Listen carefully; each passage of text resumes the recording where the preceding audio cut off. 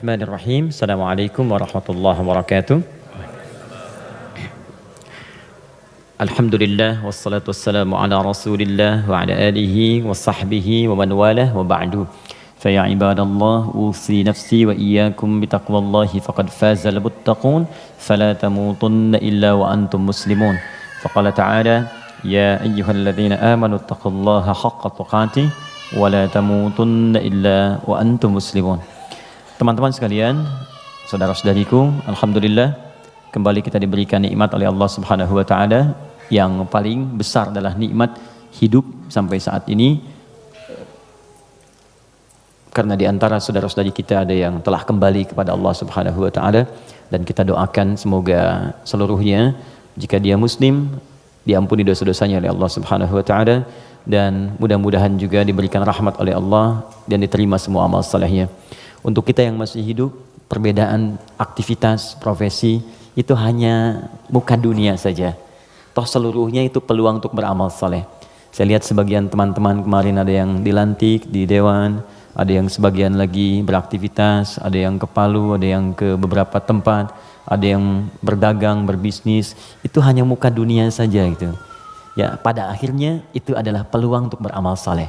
Jadi dimanapun kita beraktivitas, maka tenunlah kebaikan di situ, karena mungkin Allah berikan amanah di situ kita bisa berbuat baik, dan di situ surga yang bisa kita raih.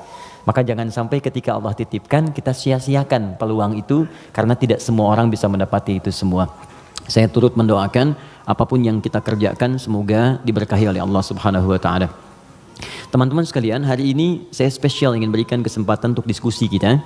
Kita tanya jawab hari ini supaya lebih luas dan ada jeda dulu dari apa yang kita bahas dari tema-tema yang lalu, sehingga barangkali temanya bisa lebih meluas untuk diskusi, dan persoalan-persoalan yang kita hadapi mungkin bisa lebih banyak di-share dan diberikan solusinya berdasarkan pandangan Al-Quran dan Sunnah Rasulullah SAW. Sebelum kita buka untuk diskusi ini, tadi dibacakan Al-Fatihah. Saya sedikit saja ingin share dari tinjauan ilmu Al-Qurannya. Al-Fatihah itu satu surat yang sangat istimewa di dalam Al-Quran. Semua punya keistimewaan surah Al-Quran tanpa kecuali. An-Nur itu surah cahaya.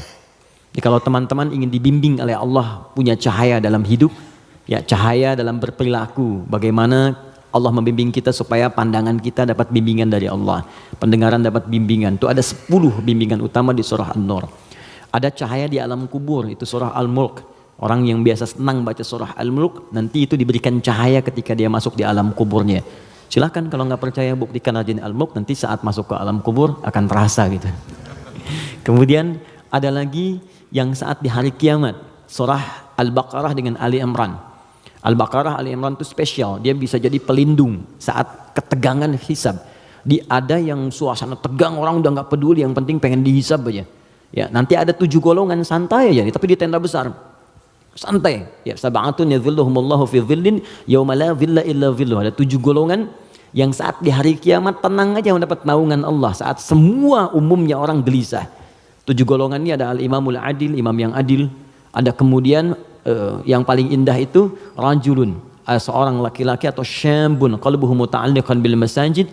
Ada orang yang lekat dengan rumah Allah, jadi pengennya tuh ke masjid, pengen baca Quran di masjid, pengen itikaf. Ada syabani yatahabbani fillah, 2 orang yang bersahabat karena Allah. Cari sahabat-sahabat yang dekat tuh bisa saling mengingatkan, itu bersahabat sampai ke surga nantinya. Ada hadisnya. Ya, misalnya yang perempuan akhwat dengan akhwat, yang laki-laki ngingetin, yuk bangun tahajud yuk, gitu kan? Yuk baca Al-Quran, ayo kita ke majlis ilmu. Terus kalau ada berbuat yang kurang diingatkan, itu nanti di akhirat disatukan bahkan sebelum dihisab. Santai. Nah, tapi itu tendanya besar. Keluar dari tenda itu mustahil, tapi ada 1 golongan yang bisa jalan-jalan saat hisab. Keluar dari tenda itu jalan aja. Dialah pecinta Al-Baqarah dan Ali Imran. Ahli Al-Baqarah dan Ali Imran. Hadisnya sahih di Al-Bukhari. Ka'annahuma ghamamatan. Orang yang sering baca Bukan spesifik hafal ya, ingat, bahkan baca. Dia mencintai Al-Baqarah, cinta Ali Imran, sebelum tidur dia baca. Dia telaah itu. Itu nanti keduanya menjadi pelindung, ka'annahuma ghamamatan. Jadi saat lelah, penat, padat, panas, itu jadi pelindung di atas kepala ya. Nah, kalau Anda punya bukunya Al-Imam An-Nawawi, namanya At-Tibyan fi Adab Hamalatil Quran. Jadi sebelum menulis Al-Arba'in 42 hadis, pernah dengar? Ada Riyadus Shalihin 1896 hadis, beliau menulis namanya At-Tibyan fi Adab Hamalatil Quran, bagaimana bercengkrama dengan Al-Quran, ada petunjuknya. Nanti ada di halaman 52 terbitan Darun Nafais paling kanan pertengahan. Itu dikisahkan orang yang senang sebelum tidur baca Al-Baqarah. Saking senangnya di kebiasaan, dan itu saking dekatnya dengan surat itu, dia tertidur satu masa belum sempat baca Al-Baqarah. Tiba-tiba dalam tidurnya kaget, dia bangun mimpi, terus tangannya tersenggol kawannya. Kawannya kaget, bangun juga, dia tanya, "Mat bika, kenapa kamu begini?" Kata kawan yang tadi, "Wallahi ra'aitul fil manam laqad natahatnil baqarah." Tadi saya di mimpi, di tidur saya mimpi, saya diseruduk Al-Baqarah. Al-Baqarah kan sapi betina gitu kan. Nah, diseruduk, bangun, kamu belum baca saya gitu. Nah, itu sampai begitunya gitu ya. Jadi kalau Allah sudah sayang dengan seorang hamba, terus dia dekat dengan Al-Quran, maka Al-Quran itu akan menjaga kita. Nah, Al-Fatihah dia spesial. Al-Fatihah itu kan ada alnya ya. Ya, Fatihah itu artinya pembuka. Oh, ini kelihatan? Belum saya tulis. Masya Allah, imannya kuat banget, belum ditulis udah kelihatan. Wah, luar biasa. Ya, semoga Allah ampuni dosa kita. Fatihah. Oke. Sini baik-baik, fokus. Fokus. Fatihah itu artinya pembuka, bukan sekedar pembuka, tapi pembuka semua ragam kebaikan. Semua jenis kebaikan.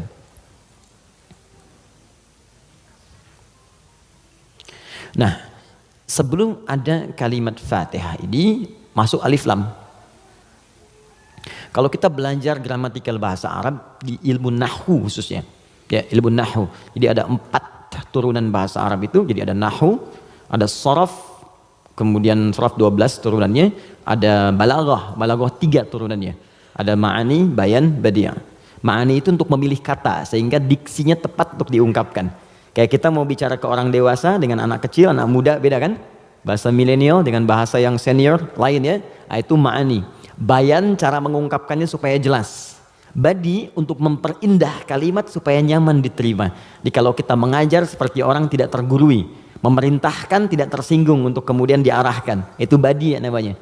Sama kayak Anda memuji, saling puji ya. Kamu cantik deh, itu biasa. Tapi kalau kita katakan rembulan pun kalah oleh pesonamu saat ini, itu badi namanya. Silakan bikin status.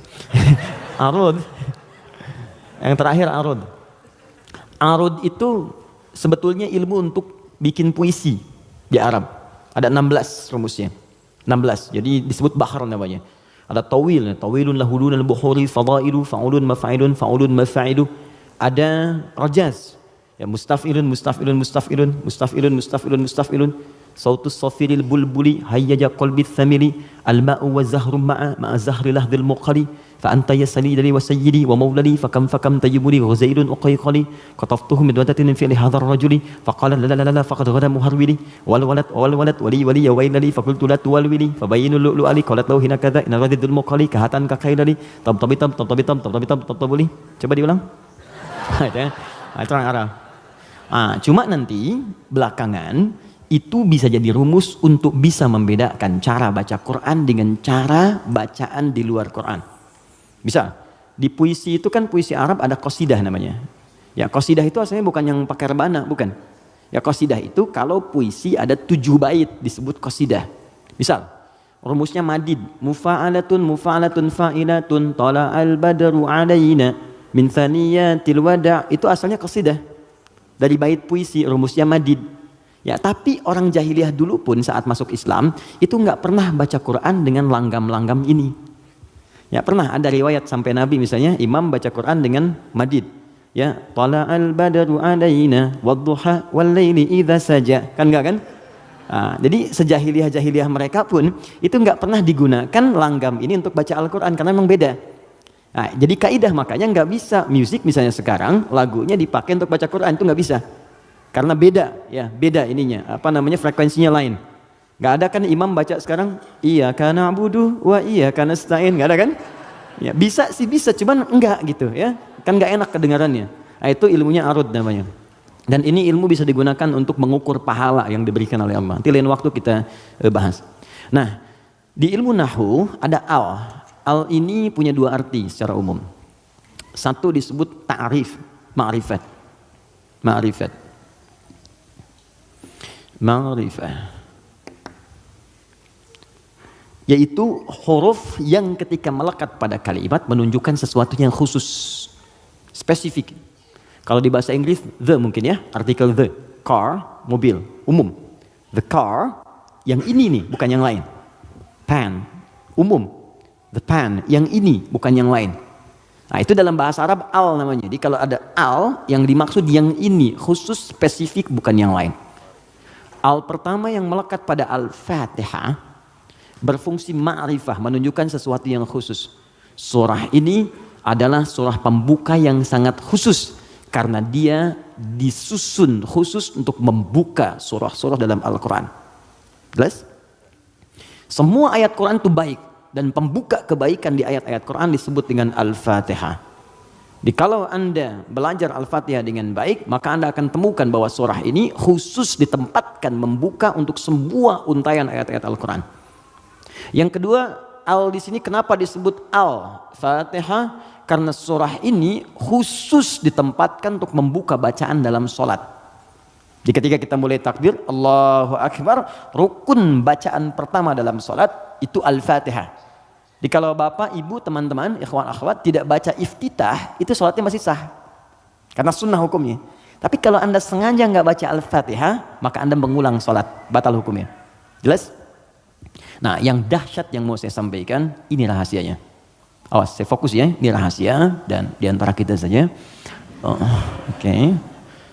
Disebut alnya yang kedua dengan istighraq namanya, istighraq. Ya, jangan hafalkan istilahnya, yang penting paham maksudnya. Istighraq itu al yang menunjuk makna yang komprehensif, holistik. Sesuatu yang menyeluruh. Semua menyeluruh sifatnya, tanpa kecuali. Al. Contoh begini. Alhamdulillahi Rabbil Alamin. Al di situ mencakup semua maknanya, komprehensif, seluruhnya tanpa kecuali. Makanya ketika hamdun artinya pujian, alnya diartikan segala. Lihat terjemahan, segala puji hanya milik Allah. Alnya semua, jadi semua jenis pujian kembali ke Allah. Nah, konsekuensi fikihnya, kalau kita katakan semua pujian hanya milik Allah, berarti jangan mengambil bagian dari pujian itu, sehingga berkuranglah sifat pujian kita kepada Allah. Contoh, Anda punya anak nih, dilatih baca Quran, bagus sampai hafal 30 juz. Tiba-tiba teman berkata, oh Masya Allah ukhti akhi, anaknya pintar sekali, bagus hafal Quran. Anda katakan Alhamdulillah, semua karena Allah. Cukup, jangan tambahkan lagi. Kalau Anda tambah, berkurang pujian itu.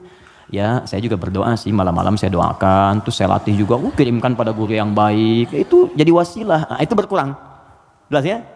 Anda sakit, kemudian ke rumah sakit, terus kaki sudah mulai agak baik, teman-teman nengok, gimana kondisinya bro? Ya kawan, bagaimana kondisinya? Alhamdulillah sudah baik. Nah, kalau sudah alhamdulillah jangan ditambah.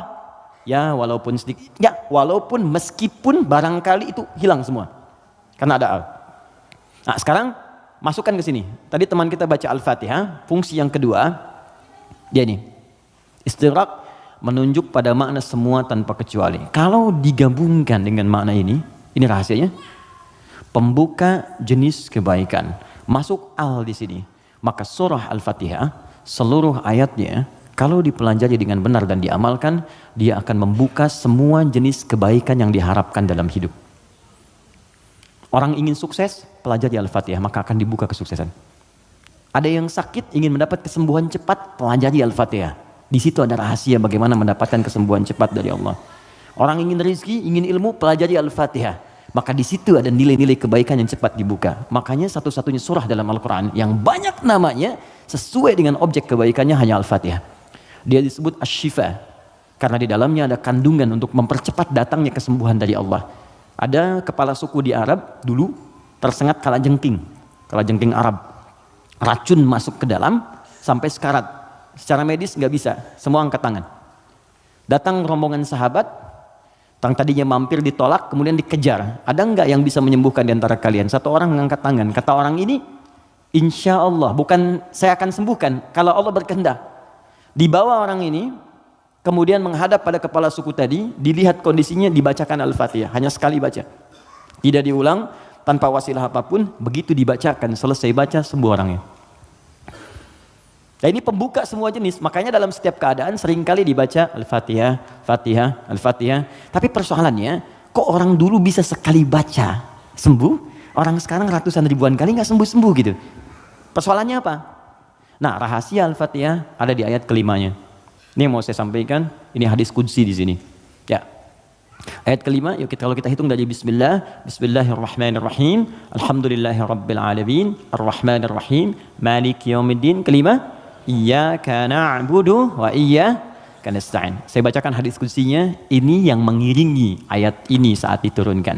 An Abi Hurairah radhiyallahu taala anhu qala, dari riwayat sahabat Abu Hurairah semoga Allah meridhai kepadanya, qala Rasulullah SAW, saya mendengar Rasulullah SAW berkata, qala Allah azza wa jalla, kata Nabi, saya mendengar Allah menyampaikan di hadis qudsi, qasamtu shalah baini wa baina abdi, saya bagi salat kepada dua bagian antara aku dengan hambaku, wali abdi ma sa'al, dan kalau hambaku benar menunaikan tugasnya, maka aku akan kabulkan apapun yang ia minta pada saat itu.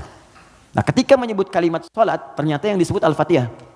Idza qala al-'abdu, jika seorang hamba benar membaca Alhamdulillahi rabbil alamin, qala Allah azza wa jalla, maka Allah akan menjawab, hamadani abdi, hambaku sedang memujiku sekarang. Idza qala al-'abdu ar-rahmanir rahim, jika seorang hamba berkata ar-rahmanir rahim, qala Allah azza wa jalla, Allah menjawab, asna alayya abdi, hambaku sedang menyanjungku sekarang.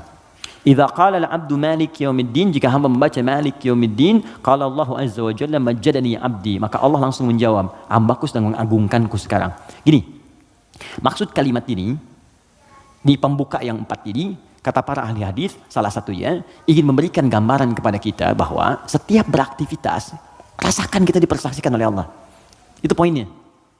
Saya ulang ya, kalau Anda ingin mendapatkan janji dari kemuliaan Al-Fatihah ini, maka rumus yang pertama, kata para pakar hadis, rasakan setiap kali kita berinteraksi, sekalipun hanya berkata itu, rasakan Allah mengawasi kita. Itu yang disebut ihsan namanya. Apa namanya? Ihsan. Itu ada di hadis Muslim, nomor hadis yang ke-8, paling kiri sebelah atas. Hadis Muslim. Nomor hadis yang ke-8. Di Al-Arba'in, nomor hadis yang kedua. Riwayat Umar bin Khattab. Ihsan an ta'budallaha ka'annaka tarah fa illam takun tarahu fa innahu yarak. Perhatikan baik-baik. Anda jadikan, kata Nabi, ini rumus cepatnya, kalau semua hidup ingin dimudahkan oleh Allah, semua ingin dibuka kebaikannya, maka pertama jadikan semua aktivitas kita sebagai ibadah. Itu poinnya. Yuk teman-teman yang kerja, niatkan ibadah. Kalau Anda cuma kerja aja, jangankan Anda, yang belum beriman pun kerja juga. Coba cek. Anda bisnis, dia bisnis. Bisnisnya sama dengan Anda. Anda kerja, dia kerja. Kerjanya sama dengan Anda. Di kantor yang sama, jamnya sama, pekerjaannya sama. Dia belum beriman, Anda beriman. Pertanyaan saya, yang membedakan iman Anda dengan dia yang belum beriman apa? Maka kata Nabi, mesti ada bedanya. Bedanya itu adalah, jadikan pekerjaan kita diniatkan ibadah. Itu poinnya. Makanya setiap pekerjaan kita itu pasti melekat doa di dalamnya. Untuk menjadikan pekerjaan jadi ibadah. Silahkan cek. Cuma dalam Islam ya, dan kita hormati yang lain. Oke, jangan mencelanya apapun, kita hormati, tapi kita yakini untuk menunjukkan Islam itu agama yang benar. Cuma dalam Islam yang seluruh aktivitasnya bersanding dengan doa.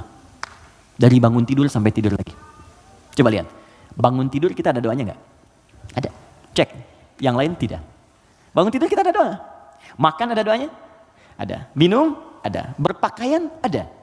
Bahkan maaf ya, urusan ke toilet pun ada doanya. Bahkan kakinya diatur. Masuk toilet kaki kiri, keluar kanan. Beda dengan ke masjid. Masuk masjid kaki kanan, keluar kiri. Doa masuk keluar beda.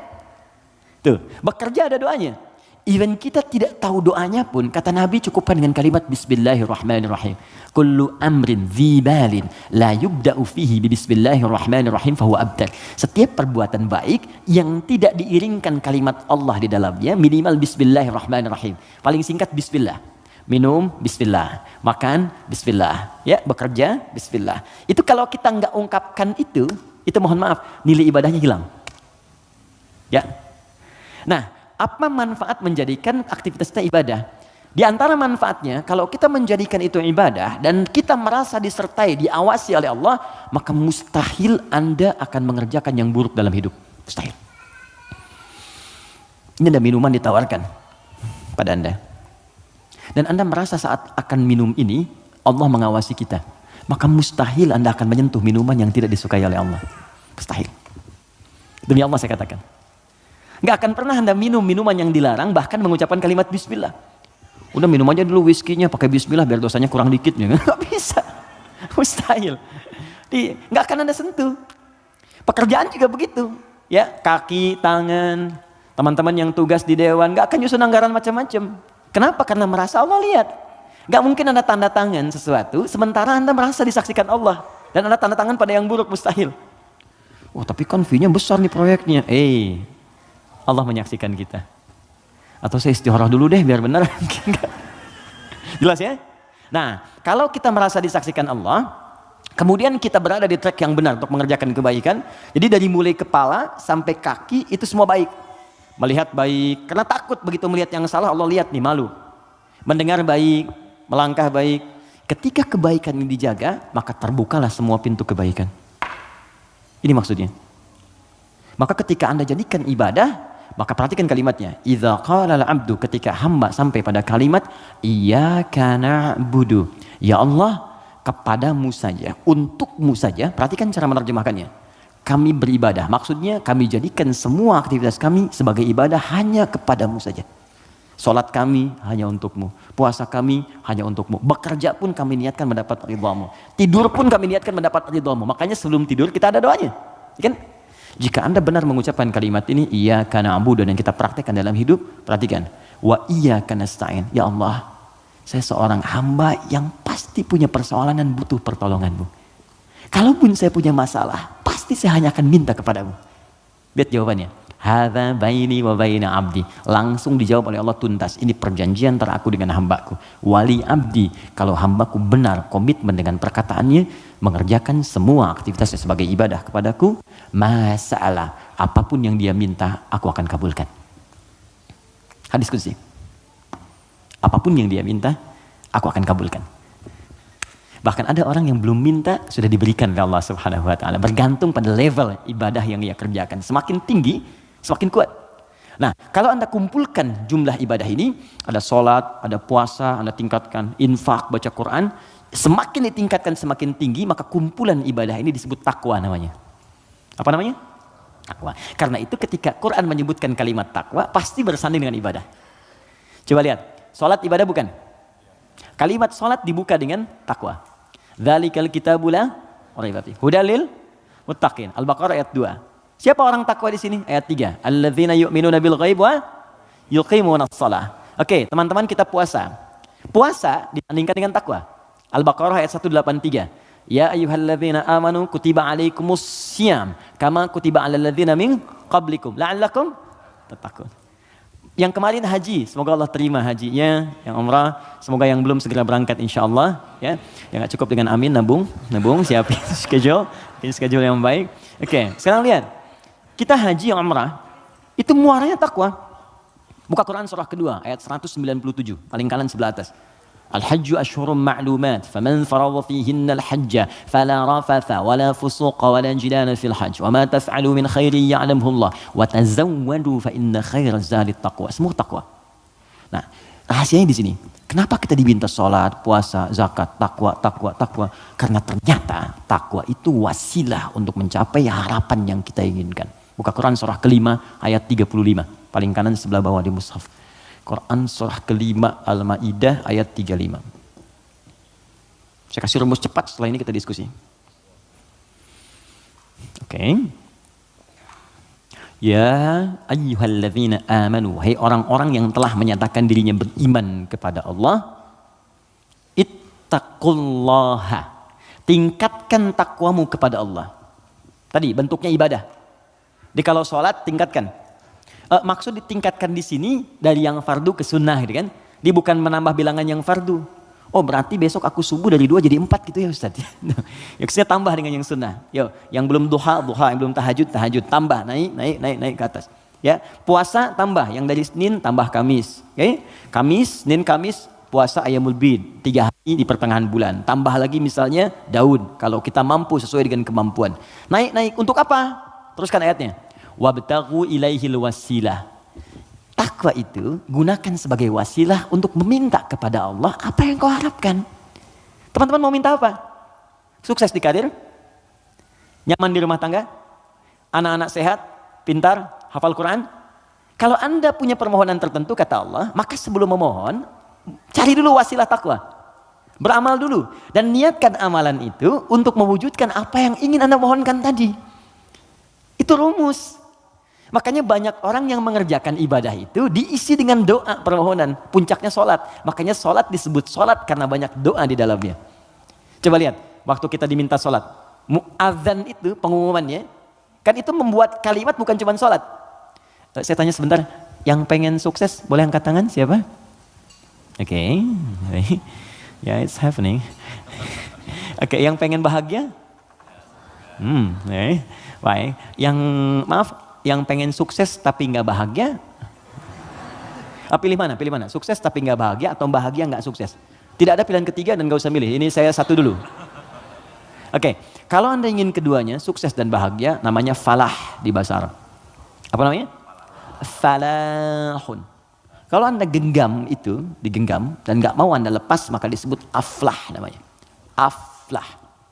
Oke, sekarang lihat sini. Teman-teman masih ingat setiap hari kita sholat kan?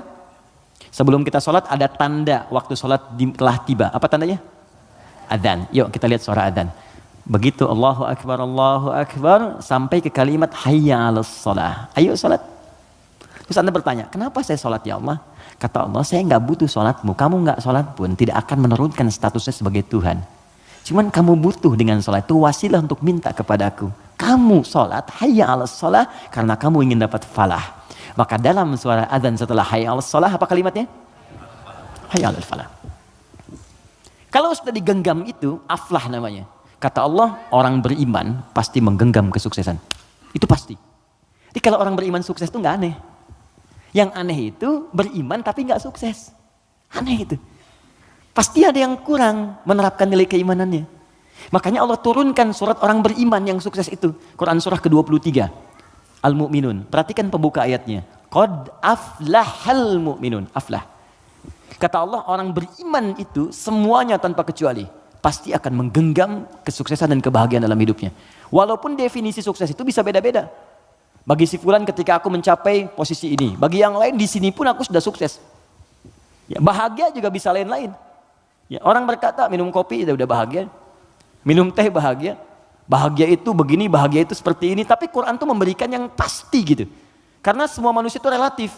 Kata Allah, kalau engkau ingin menggenggam kebahagiaan itu, maka ini amalannya. Alladzina hum fi salatihim khashi'un, salat. Alladzina hum lizakati fa'ilun, zakat. Karena itu ketika teman-teman saya, Anda, kita semua diminta ibadah, maka cara berpikirnya jangan jadikan beban. Kalau jadi beban capek Anda. Suruh tahajud, capek malas. Tapi kalau cara berpikirnya adalah mendapatkan apa yang kita harapkan, nih Allah janjikan, dikabulkan doa, dikasih kemudahan. Kalau cara berpikirnya ke situ, maka kita akan semangat bahkan menunggu ibadah itu tiba waktunya. Jelas? Nah, maka kalau teman-teman setiap kajian dengan ustadz manapun, siapapun, tadi ada yang bacakan Al-Fatihah seperti tadi, maka ingat-ingat, barangkali bukan Al-Fatihah yang dibacakan. Barangkali ada pengingat dari Allah, hey, dari sekian bacaan itu engkau bacakan 17 kali dalam sehari seumur hidup, maka berapa yang sedang kau praktekkan? Apakah engkau merasa aku mengawasimu saat beraktivitas? Ataupun engkau merasa bahwa setiap ibadah itu bukan beban, tapi untuk mengabulkan apa yang kau harapkan?